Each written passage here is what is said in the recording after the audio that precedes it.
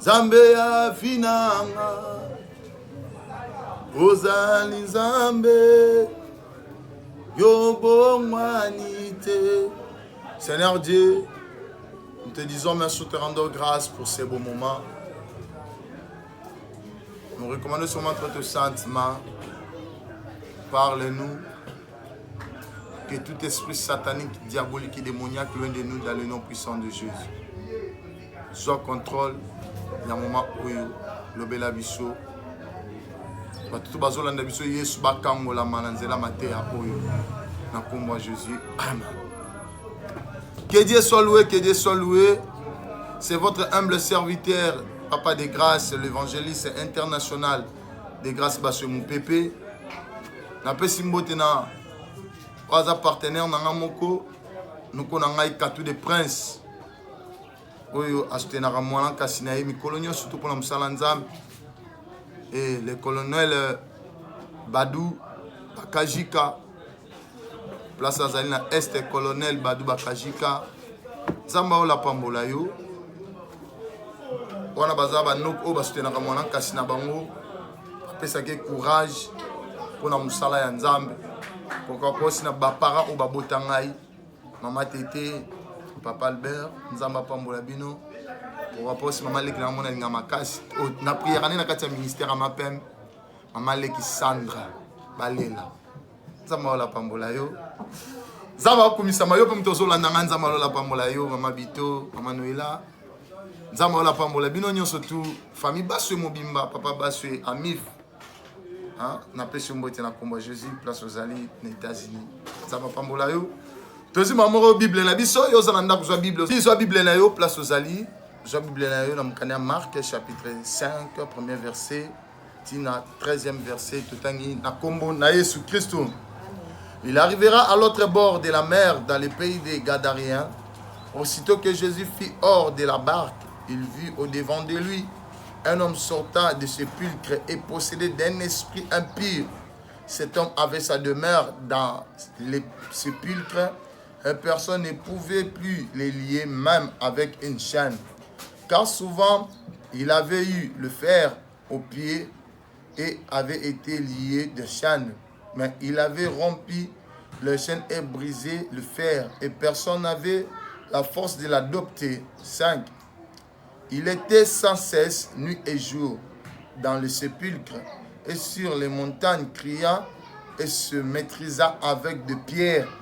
Ayant vu Jésus de loin, il a couru, se prosterna devant lui et s'écria d'une voix forte, « Qui es-tu entre moi et toi, Jésus, fils du Dieu très haut?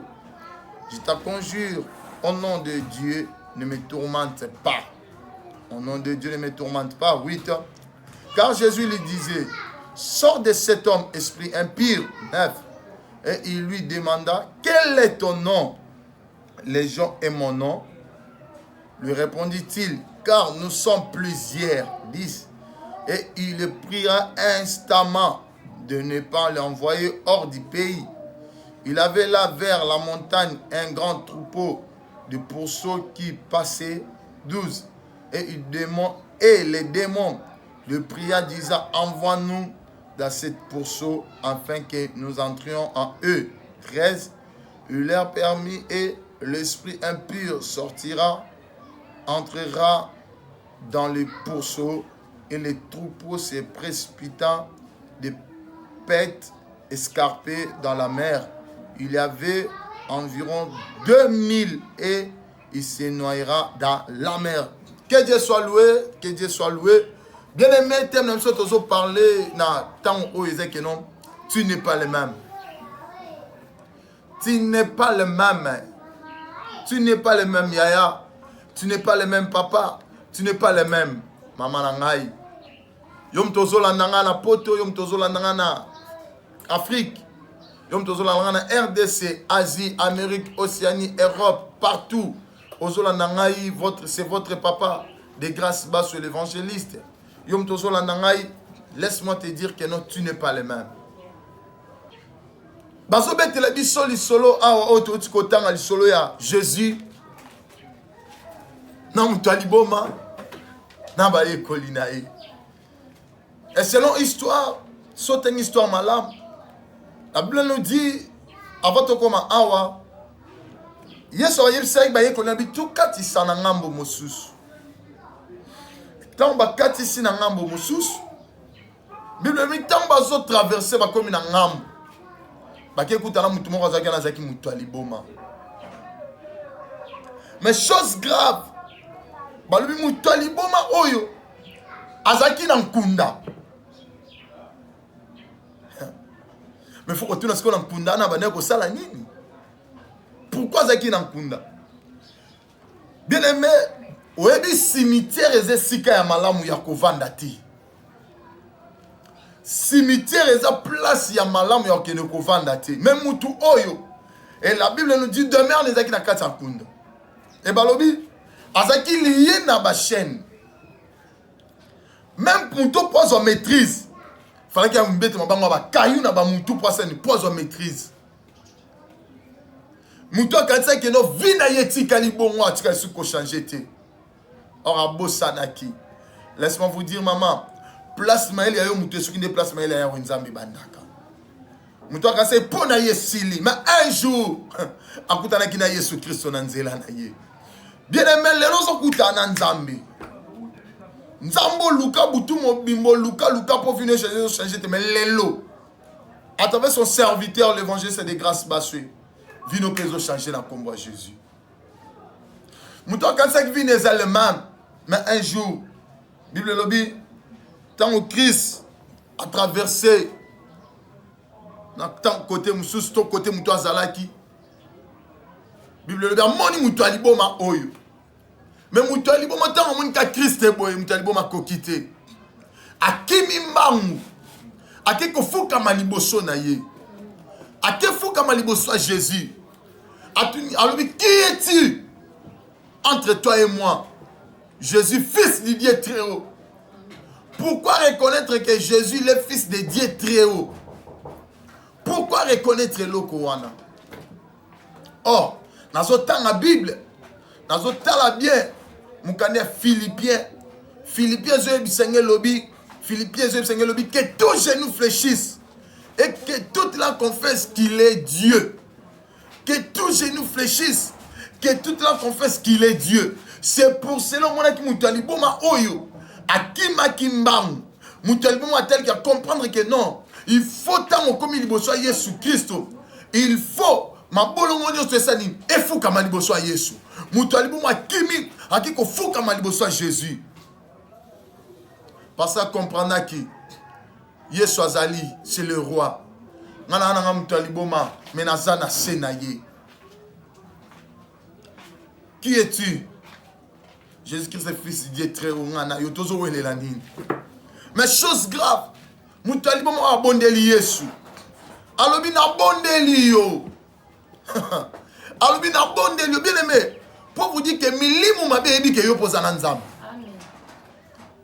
Milimu mabe ebi ke yo posa la rapenzambe. C'est pour cela nzamba tuna ki sata sato uti wapi. Abino na uti kotambola la kati jardin na kati mokili. Atuni est-ce que as-tu vu mon serviteur Job? As-tu vu mon serviteur Job? Ça t'a dit non, na monié, mais Job soit tiara monoko parce que yo pesier bozu. Job soit tiara parce que yo pesier nyoso tout. Mais quand on koboto laye, tout la soit sanine. Mais la Bible me dit, Dieu avait donné l'ordre à Satan. Tu peux prendre tout. Mais mon lema Job otika la rosimba te. Parce que la Bible me dit en réalité de l'homme c'est l'esprit. Job a 6 millions sur tout. Satan 6 millions sur tout à Job. Je vois comme Tina Souka. Moi, c'est mon confiant même si nous avons la bindon. Je sais très bien. Mon rédempteur est vivant. Il s'élèvera les derniers et il agira. Laisse-moi te dire, ton rédempteur est vivant. Il s'élèvera les derniers et il agira. Parce que toi, tu n'es pas le même. Qui est entre toi et moi? Jésus, fils de Dieu très haut. Mon talibon m'a bondelié, à lui pardon, na bondelié. Kosala non na mabete, mais zoka kamili mweza kati na ngai. Boka ngala kati ya bangulu. Anega boka ne bango ba ke telenga na albité. Bien aimé, l'esprit pour vivre, il faut vivre dans 4 nzoto amutu. Oh, esprit pour vivre, il faut vivre dans 4 nzoto ya nyama. Esprit pour vivre, il faut vivre ne sait comment vous les revendre. Mais laisse-moi vous dire, yozola en Europe, en Asie, Amérique, Océanie, Afrique. Laisse-moi vous dire, esprit zakat non wana, le long nazo bimisa on a combat Jésus. Marie de nous balati sayo, femme de nous balati sayo, mibali ba mona kayote, basi ba mona kayote, lelo, na eko bimisa on a combat Jésus. Parce que toi tu n'es pas le même, il faut que ta vie change. La Bible dit mouton bondeli. Albité. Boakang na ongai. Na katia bangulu. Tika biso kona tuke na biso kote lengal. Mais Bible lobby place on les aki 2000. Ngulu. Pas aki place wana. 2000. 2000. Bible lobby. Yesu a péché ordre à l'instant même.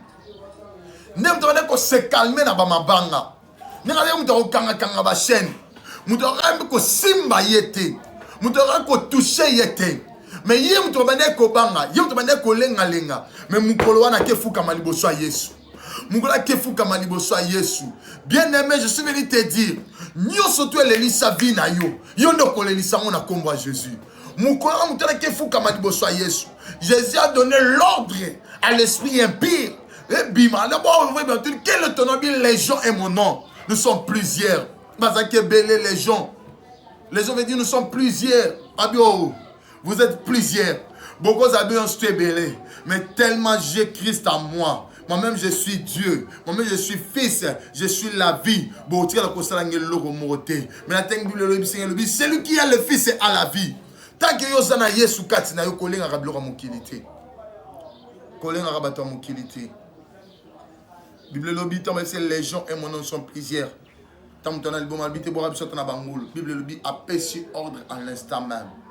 Milieu ma baby na katia muteke na katia bangulu. Bible lobby bangulu ba koti na katia mai. Baba ni kozina na katia mai pour ba kufa. Laisse-moi vous dire, mutu so combattre ka vie na yo. Lelo mabele zo fond après na yo. Azala papa na yo. Azala mama na yo. Azala yaya na yo. Lelo na lobete ke mosa na nzambe. Mabange fungwama. Mabele fungwama. Mabele fungwama. Maye melaye. Akota la kati ya mabele. Na kombo na Yesu Kristo. Na sambele take mosa na nzambe. Onyo se lelisa vina yo. Kobanda lelo yondo lelisa yango. Ko banda ko simba te. Kobanda yolo banda ko simba. Bien aimé, souvent te dit que tu n'es pas le même. Il faut que ta vie change. Mon toi quand ça qui vient suki na nkunda. Or vient suka ki na nkunda te. Quand ça nyo sotu eza na nkunda te vient suki na nkunda. Même soto ta que non, ne na zote ka tika makala bo vient na suki na kote ka makala. Na zo sa bo vient na suki na ko sala bo bien aimé tika na biso vient suki place wana te. Vient suki wana te. Laisse-moi te dire, pour tous ceux qui vivent, Ecclésiaste dit, pour tous ceux qui vivent encore de l'espérance. Laisse-moi te dire, l'espérance fait vivre quelqu'un. Celui qui n'a pas l'espoir est un homme mort. Mais tant que toi tu es en train de vivre, expérience les appels partage. Je lève ma main droite. Tant qu'un homme de Dieu. On ne se bande pas simba pour ne vie nanté. Je lève ma main droite. Je lève ma main droite. Na sambele te ke mosana nzambe. Nyoso tu basinga nyoso ekanga vina yo. Ko banda lelo banda ko tikana. Kaka ndenge mutu alibomo akutalaki na Christ. Ndenge milimo betosaki Christ ko banda lelo. Satano aoza oyoka kozala matoi. Yokanga mosana nzambe, yokanga mwana nzambe, yokanga ambassadeur nzambe. Na eko pesa ordre. Yom to tungsaka via bana nzambe. Ba o baza na Europe, Asie, Amérique, Océanie na pesi ordre. Banda ko libérer banzoto na bango. Na kombo Jésus, masque de version to ba latisa yo. Masque de version to ba latisa yo.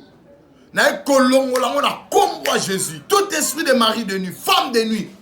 Na kolongo la na kombo Jésus. Sois libre au nom de Jésus. La Bible me dit, si le Fils vous s'affranchit, vous serez réellement libre. Là où tu es. Si tu es malade, je prie pour toi. Que la délivrance entre dans le nom de Jésus. Sois guéri. La Bible dit, le temps des miracles n'est pas encore passé. Comme le temps des miracles n'est pas encore passé, je suis en train de prier que le miracle entre. Que le miracle entre dans votre maison. Que le miracle entre dans votre corps. Que le miracle entre dans la vie de tes enfants. Que le miracle entre dans la vie de ton mari. Que le miracle entre dans la vie de ta femme. Dans le nom puissant de Jésus-Christ. Reçois le miracle. Là où tu étais malade. Là où tu es en train de souffrir. Laisse que la main puissante de Dieu puisse te toucher maintenant. Que la main puissante de Dieu puisse te toucher maintenant. Tu es en train de souffrir. Coronavirus. Diabète. Kyste. Myome. J'ai pris, étant qu'un serviteur de Dieu, que le miracle entre. Que le miracle entre. Que le miracle entre. Dans le nom puissant de Jésus. Yo un hôpital aux Olandangaï. Tika miracle nzambe kota. Yom toza posa ko boto zo botate. Na bonita ke musala nzambe bota na kombo na Yesu Christ. Na kombo na Yesu Christ. Vina yo fongwa. Mukile kamwa yo. Yom toza posa mikanda. Posa na Europe. Posa posa ya mikanda séjour. Au lukan malamba lo zoate. Na assemblée te ke musala nzambe. Joie mikanda na kombo Jésus. Joie mikanda na kombo Jésus. Vous avez un problème à voyage. Vous avez un voyage na kombo na Yesu. Vous avez un problème à kobota. Joie bana na kombo Jésus. Vous avez un problème à libala. Joie libala na kombo Jésus. Vous avez un problème à musala. Joie musala na kombo Jésus Christ. Na kombo na Yesu ndeto monde tolobi. Amen. Que le bon Dieu vous bénisse. C'était votre humble serviteur, l'évangile c'est des grâces Bassoué. Les responsables du ministère MAPEM, qui se trouve dans la commune de Makala, précisément en République démocratique du Congo. Tu prieras chaque jeudi dans le ministère MAPEM. Tu prieras chaque jeudi de 9h à 12h. Ministère MAPEM, les hommes à venir, Kimbaou, numéro 40 bis, dans la commune de Makala. Na pesio merci comme tu jutano ya kolanda ngai na pesipe merci na bana nzambe nyonso tout pourquoi possible collaborateur na nyonso tout notre cordon Caleb Mama Jenny Tutonda notre secrétaire Serlon Pioso papa Joël papa Raïm papa Jerry papa Igor papa Sodio na pesipe mbote na Jocelyne Musitu Alain Musitu apesi mbote na Gina Musitu Exaucé Musitu apesi mbote na Gina Manzanza place azali na Luanda apesi mbote na Évangile c'est Blaise Bakali na Luanda apesi mbote na ingénieur Die Musitu ingénieur Oyo architecte Die Musitu pourquoi pas aussi apesi mbote sous na architecte intelligent architecte sage bato basutena ngai archigote kutuba na archibakali Bakakumbana, nzamba ola apambola bino, nzamba mona bino, bo continue toujours na ko soutenir. Papa na bino, bo continue toujours na ko soutenir, yaya na bino. Batunyo se soutenir ngai, papa Igor, papa Sodio, na bosani binote, bala nyos tu ya ministère MAPEM, na bosani binote, na pesi bino nyos tu mbote na kombo na Jésus Christo. Abonnez-vous massivement na chaîne Ezara Moko, KKG TV, chaîne yoya rapona ko zoraka papa de grâce, na ba activité nyos tu azanango posa yango oyo activité sur salamaka chaîne yango ezaka moko na sengi na bino bo s'abonner mama Gina Manzanza mama Gina Musitu mama Jocelyne papa Alain bo s'abonner massivement sans oublier notre maman Yvonne donc maman oyo maman Boto maman Bolingo bo s'abonner massivement ma sœur Christivi Zamba Pambola yo c'est Arlette Musitu on a protocolaire en Ngouya il y a ministère MAPEM. Donc, on est ensemble. Nzambe, apambola bino, abonnez-vous massivement à la chaîne Kamoko. Mon oncle, je vous salue. Colonel Badouba Kajika, Katou de Princio, nous avons un thème. Nzambe, on apambola, soutenir un peu Moussala Yango, ils ont vraiment malade. Na pe simbote na maman na nati yoyo, Stéphanie Tumba, place Bazali na Mwanda. Pourquoi pas aussi na évangéliste Blaise Bakali na Luanda, Gina Mazanza na Luanda. Pourquoi pas aussi agence de voyage ezaka moko oyo et ça la paie bien. Moi na nzambe nyonso tout mon ministère mapem oza pour ça voyager. Il y a agence de voyage ezaka moko MB Travel, hein, MB Travel, agence il y a Ryan Mbouyi. Hein, papa Ryan Mbouyi, papa de grâce, comment on note ngai moko nem tina mémoire. Donc on est Asie, Amérique, Océanie, Europe, Afrique, partout dans le monde. Il y a MB Travel, agence il y a Ryan Mbouyi, Ryan Mbouyi. Donc on a assuré papa de grâce voyage. Donc on va donc Galaté déjà. Ryan Mbouyi, Azoïma Papa de Grâce, na Azika qui a visité Asie. Que le bon Dieu vous bénisse. Abonnez-vous massivement à KKG TV. Exaucez caméraman Mourama Kass. Nous avons la pambola yo. KKG Messi Kenda. Mkolo Cheno yo. Na pe shopping boîte na combat Jésus. Bye.